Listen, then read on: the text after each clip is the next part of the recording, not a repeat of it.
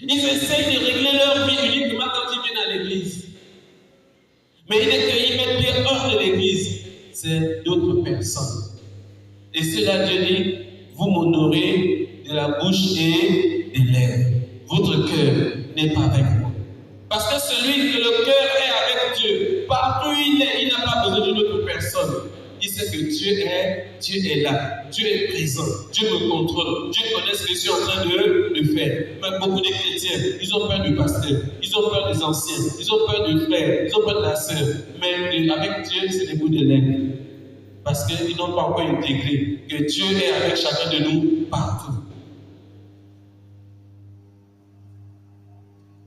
Beaucoup de personnes demandent à Dieu des bénédictions. Ce n'est pas parce que le chrétien n'est pas béni. En Jésus, nous avons toutes sortes de bénédictions.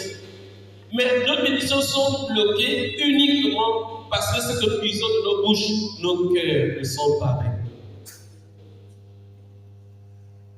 C'est parce que quelqu'un comprend. Ça veut dire que l'obéissance liée à Dieu, qui est notre Père, nous ne l'avons pas dans le cœur. Nous faisons semblant.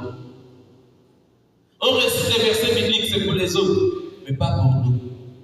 Dieu dit, ce que tu fais, tu ne fais que des bouts de lèvres.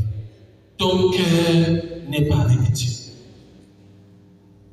Tu peux prêcher, tu peux évangéliser les autres, mais ta propre vie, ta vie chrétienne, c'est des bouts de lèvres. Et on ne voit pas le changement dans la vie de ces personnes-là. Alors que quand nous venons au Seigneur, mon frère, ma soeur, la première chose que le Seigneur nous demande de faire, c'est de laisser la transformation de nos cœurs.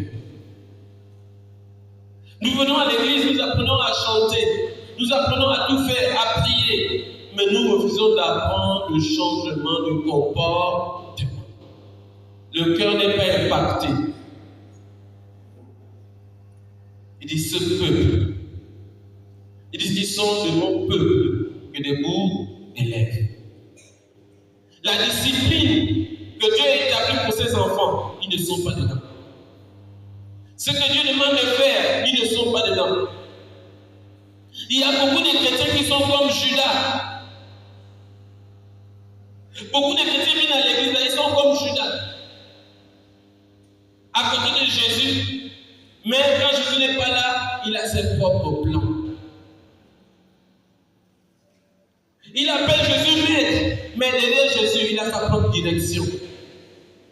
Quand Jésus dit d'aller à gauche, dans son cœur, il veut aller à droite.